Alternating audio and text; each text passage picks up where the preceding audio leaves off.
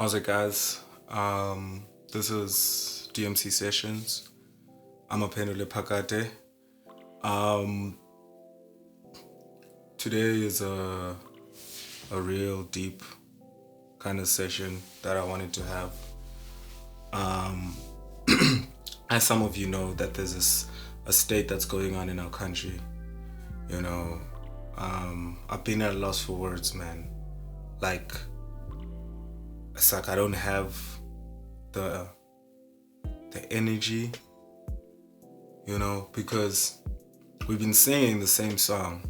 People have been singing and crying and complaining, but I guess the only way people really listen is if something bad happens, when there's a climax. And now we're like, oh, okay, this is what's going on. And it's this serious.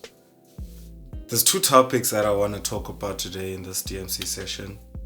That is number one, xenophobia. I want to start with xenophobia, and then I'll also speak on woman abuse and killings.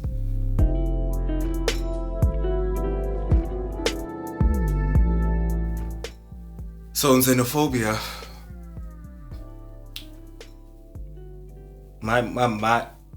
my response to that, we know it's wrong, okay? We know it's wrong, and it's a terrible situation to be placed in, especially as a foreign national. I think we need to have a discussion whereby we go to the roots of the problem, of all of the things that are taking place, because I always believe that there's a rippling effect with everything that goes on, with everything that happens. There's always a root, and it grows into a tree, and that tree produces branches, and those different branches, or thorns, let me put it like that, let me make the parable like that, the thorns, okay? So now, once the thorns have grown, we're going to start looking at the thorn that stings, instead of looking at the vine, the tree, the roots. I'm saying this to say South Africans who are in the majority, right? We've been speaking about this a lot. People know about this. Like, they've been crying. We see it during voting times when governments are out here making promises, saying they're going to do this and that. The heightening of unemployment rates. We've had a situation like this before twice. I remember the first time of it happening. I was in primary school, and there was tents literally outside, by some land. I lived in Midrand in Country View. So if you know that place, there's a land there, way back you could see the freeway as well. So there was like a lot of tents there, and a lot of the foreign nationals were staying there, being protected. There was fence around that, and literally they were being protected and shielded from xenophobic attacks that were going on in the townships. So now the second time this happened was not long ago, actually. I'm not really sure when exactly, but I know that there was a time, I think it was last year or 2 years ago. Correct me if I'm wrong, guys. But this happened. Now, this is the third time it's happening. And I feel like I said this on one of my statuses that I was writing, that if you feed all the kids, there won't be any reason for the kids to fight or kill each other for the food. Okay? The reason people go into a state of frenzy is built up anger, for one. And by the way, please don't take this the wrong way. I'm not here justifying anything, because I absolutely hate what's going on. I'm just trying to find the root to the problem so we can find a proper solution moving forward. Okay? Because there is a problem that needs to be solved. There is a puzzle, there is a chessboard. So we need to figure out what is causing all of this stuff to be going on. Because these people also who are doing the killings, I can bet you they didn't just wake up and decided they hate Nigerians or whoever else and they want to just kill them. There's a lot of build up that happened to that point. And those are the build ups that we need to establish, especially as a country. Because I feel like there's been a lot of people ignoring the lower class, the government, even us as society, you know, we carry on with our lives. And I know I'm guilty of this too. Okay? I'm just trying to be real right now. We haven't been giving these guys any attention. They've been complaining, they've been crying to the government, they've been talking about, low income, not being able to feed their families, the heightening of inflations. All of this stuff is making it difficult for them to survive and feed their families. They are under pressure.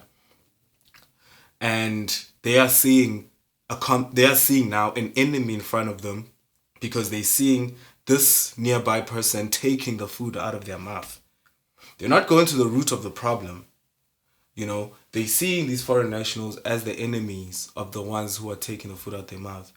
When they don't realize that the whole of Africa, Africans around the world are endangered species. And by endangered, I don't mean like we are about to extinct or anything, but I mean we are in danger in terms of how the economy is run. The world economy is run to oppress every African person. There's only the few that make it, and it's now a matter of we seeing a person who has been painted by the society as someone who's taking our food from us. And now we are going to turn this anger that we have been getting from this whole system towards them. This anger, this bitterness that everybody has been feeling, we are looking at the nationals now, the foreign nationals, as the enemy. When in fact they are not. We are all part of the same epidemic. Africa's been sucked out of its resources. People are moving in, taking out stuff. There's a lot of bigger thieves that are stealing from Africans. So for us to be fighting each other is just making it worse because we're even making a greater divide.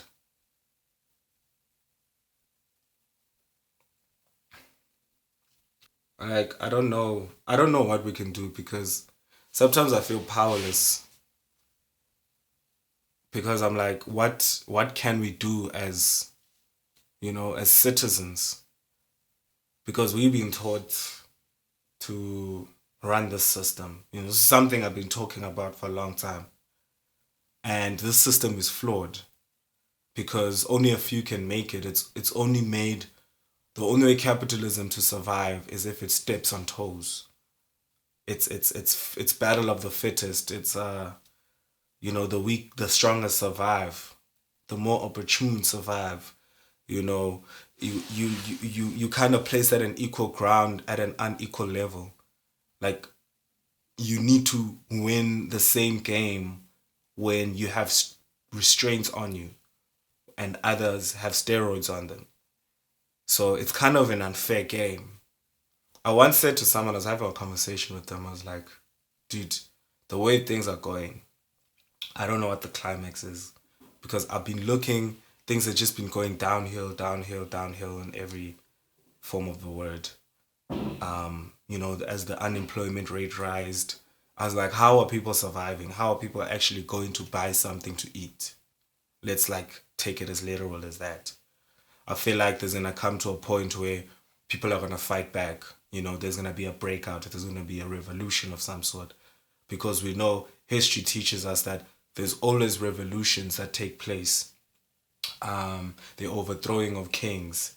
When the people are fed up, they come and rise against the system that is oppressing them.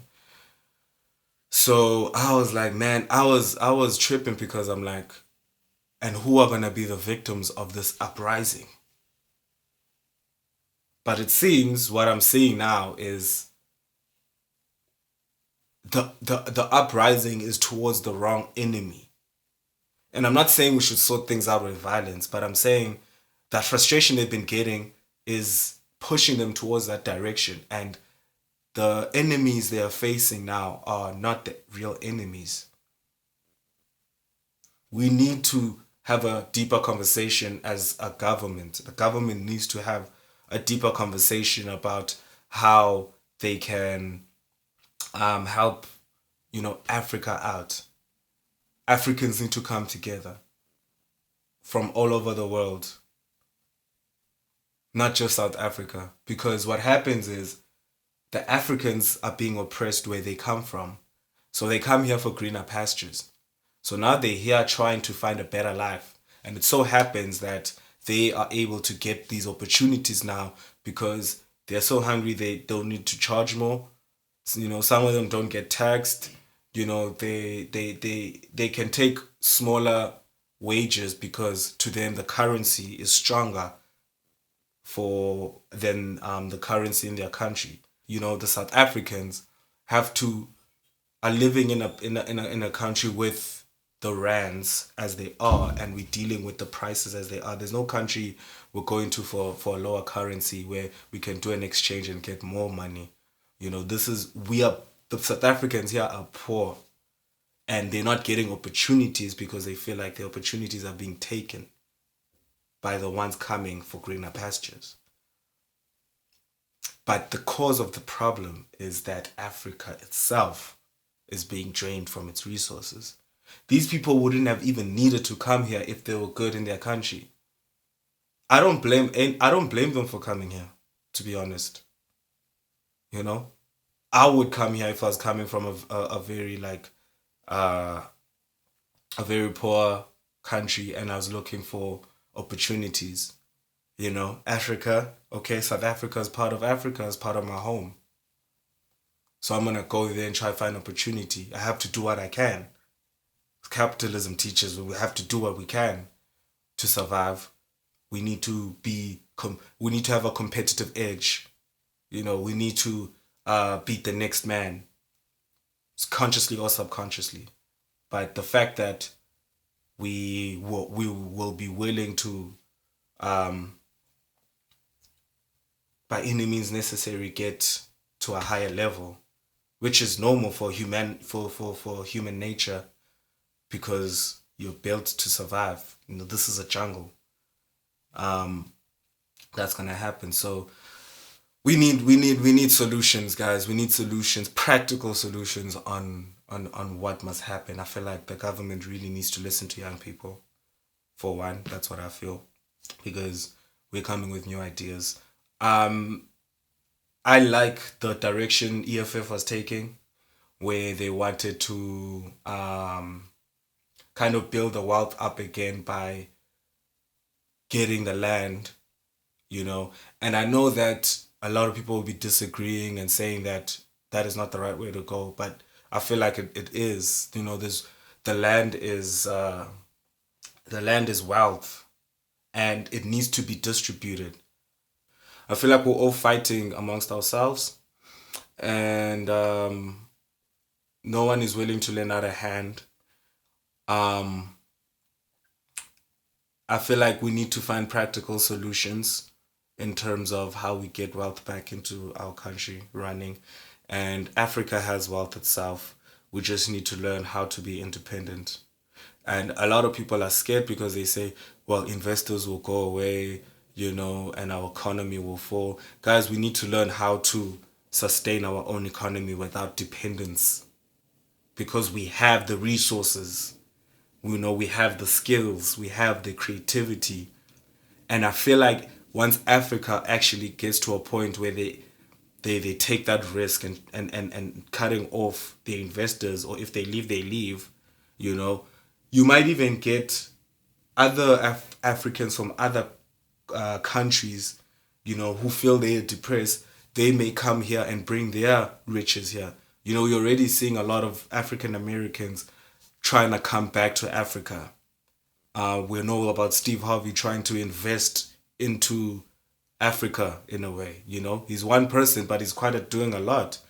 But just that little thing, if all of these guys are coming back because they don't feel like they're welcome where they come from, and if we feel like we can make space for Africans as a whole, we can build this continent up.